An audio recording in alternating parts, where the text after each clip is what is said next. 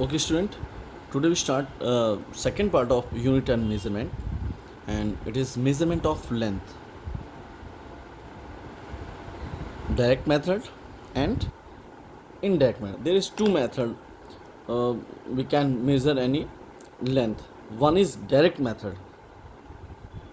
Direct method means we can calculate distance between two nearest point by any instrument like vernier calipers, like a screw gauge, like a spirometer, and of course your scale.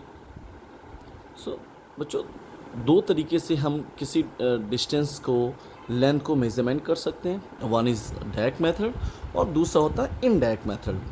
अच्छा, direct method क्या होता है?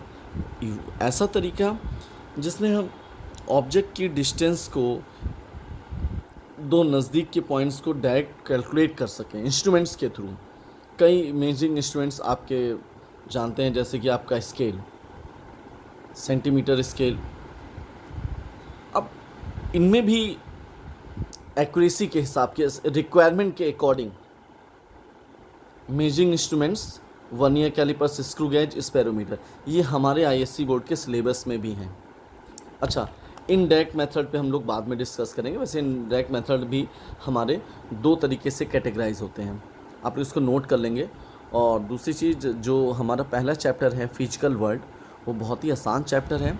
What is physics, what is the role of physics, और किस किस को Nobel prize मिला, कब मिला, ये एक लिस्ट दे रखी है, वहाँ पे आप लोग देख लेंगे. ठीक है ना. हमारा जो सेकंड चैप्टर स्टार्ट होता है, that was unit and measurement. ये काफ़ी इम्पोर्टेंट चैप्टर है, इससे रिलेटेड हमारे न्यूमेरिकल हैं.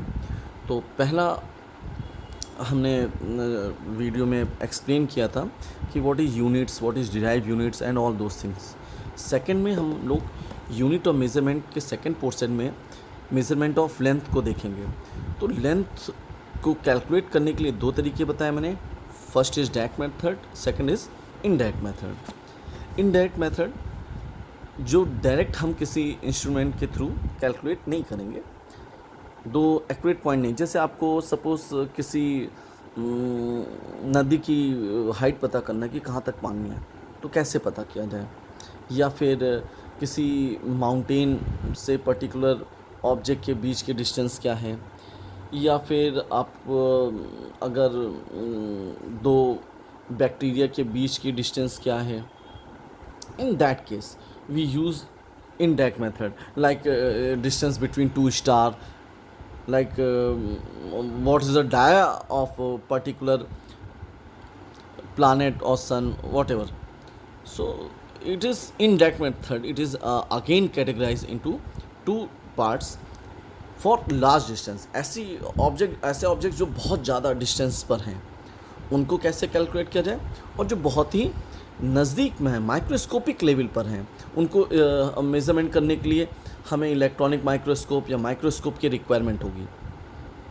अच्छा, इस इनडायरेक्ट मेथड में आता है रिफ्लेक्शन और इकोसिस्टम, और वाइस टकरा के वापस आएगी, जाने की दूरी, वापस आने की total distance, speed equals to distance upon time. इस बेसिस पे हम लोग रडार, लेज़र और सोनार को देखेंगे.